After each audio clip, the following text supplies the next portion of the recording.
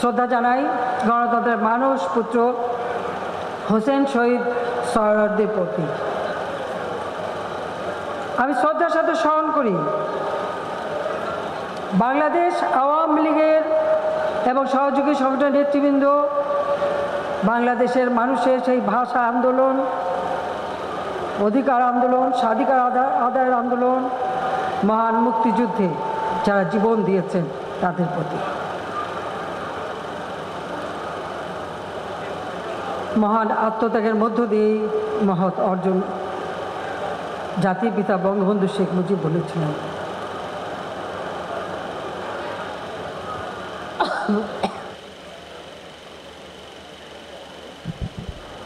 তার নেতৃত্বে আমরা স্বাধীনতা পেয়েছি, কিন্তু আওয়ামী লীগ তার প্রতিষ্ঠা লগ্ন থেকে বাঙালির প্রতিটি অর্জনে ওতপ্রোতভাবে ছিল। মাতৃভাষায় আজকে আমরা কথা বলি,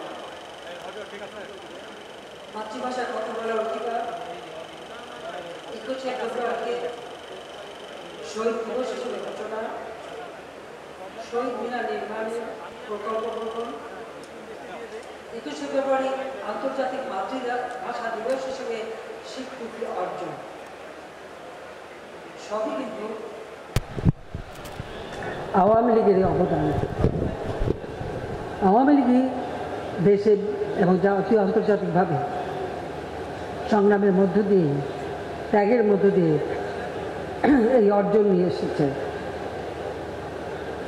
জাতির পিতার প্রদত্ত 6 দফা আন্দোলন, 6 দফার ভিত্তিতে 70-এর নির্বাচন, সেই নির্বাচনে গোটা পাকিস্তানের জয়লাভ, ক্ষমতা হস্তান্তর না করার কারণে অসহযোগ আন্দোলনের ডাক, 71 সালে 7ই মার্চে সেই ঐতিহাসিক ভাষণ, যে ভাষণে জাতির পিতা বলেছিলেন, এবারের সংগ্রাম আমাদের মুক্তির সংগ্রাম, এবারের সংগ্রাম আমাদের স্বাধীনতা সংগ্রাম। এই সরহদ্দি উদ্যানেই সেই ঐতিহাসিক ভাষণ দিয়েছিলেন, যে ভাষণ মহান মুক্তিযুদ্ধে মানুষকে উদ্বুদ্ধ করেছিল। 26শে মার্চ 71, যখন 25শে মার্চ হানাদার বাহিনী গণহত্যা শুরু করে, 26শে মার্চ প্রথম প্রহরে জাতির পিতা বঙ্গবন্ধু শেখ মুজিব স্বাধীনতার ঘোষণা দেন। 16ই ডিসেম্বর আমরা স্বাধীনতা অর্জন করি। জাতির পিতা স্বাধীনতা ঘোষণা দেওয়ার পরই নির্বাচিত প্রাদেশিক এবং জাতীয় পরিষদের সদস্যরা তারা সরকার গঠন করে। 10ই এপ্রিল 1971 সালে প্রথম স্বাধীন গণপ্রজাতন্ত্রী বাংলাদেশের প্রথম সরকার গঠিত হয় 17ই এপ্রিল মুজিবনগরে। সেই সরকার শপথ নেন। যেহেতু 26শে মার্চ জাতির পিতাকে স্বাধীনতার ঘোষণা দেওয়ার সাথে সাথে গ্রেপ্তার করে নিয়ে যাওয়া হয়, জাতির পিতার সাথীরা তারা সেই দিন এই প্রবাসে সরকার গঠন করে এই বাংলার মাটিতে মেহেরপুরের আম্রকাননে প্রথম গণপ্রজাতন্ত্রী বাংলাদেশ সরকারের শপথ অনুষ্ঠিত হয়। জাতির পিতা বঙ্গবন্ধু শেখ মুজিব, রাষ্ট্রপতি সৈয়দ নজরুল ইসলাম উপরাষ্ট্রপতি, তাজউদ্দিন আহমেদ প্রধানমন্ত্রী সহ মন্ত্রী পরিষদ গঠিত হয়। বঙ্গবন্ধু শেখ মুজিবের বর্তমানে সৈয়দ নজরুল ইসলামের নেতৃত্বে তিনি অস্থায়ী রাষ্ট্রপতি হিসেবে দায়িত্ব পালন করেন। 1757 সালের 23শে জুন সেই পলাশী আম্রকাননে যে স্বাধীনতার সূর্য অস্তমিত হয়েছিল, 1949 সালে 23শে জুন ঢাকার কেম দাস লেনের রোজ গার্ডেন নামে যে বাড়িটি, সেখানে বসে প্রথম আওয়ামী লীগ প্রতিষ্ঠা লাভ করে। আর এই আওয়ামী লীগের নেতৃত্বেই এই বাংলাদেশ স্বাধীনতা অর্জন করেছে সেই মেহেরপুরের আম্রকাননে। ওই যেখানে চক্রান্ত হয় সেই কুটিবাড়ি কিন্তু ওখান থেকে বেশি দূরে নয়। আওয়ামী লীগের প্রতিটি পদক্ষেপের ফলে আজ বাংলাদেশ এগিয়ে যাচ্ছে। আমি আজকের দিনে জাতির পিতার প্রতি শ্রদ্ধা জানাই আমাদের জাতীয় 4 নেতার প্রতি। 1975 সালে 15 আগস্ট জাতির পিতা বঙ্গবন্ধু শেখ মুজিবকে নির্মমভাবে হত্যা করা হয়।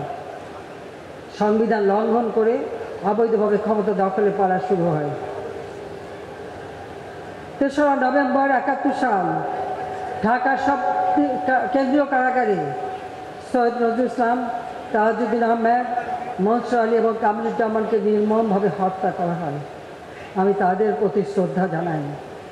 মহান মুক্তিযুদ্ধে 30 লক্ষ শহীদ আত্মাহুতি দিয়েছে, আমি তাদের প্রতি শ্রদ্ধা জানাই।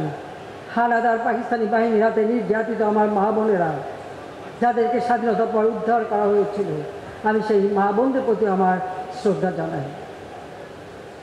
বাংলাদেশ আওয়ামী লীগ সবসময় মানুষের সুখে দুঃখে জনগণের পাশে। আজকে মানুষের দেশের বাংলাদেশের মানুষের বাঙালির যতটুকু অর্জন, সে অর্জনটুকু আওয়ামী লীগের দ্বারাই।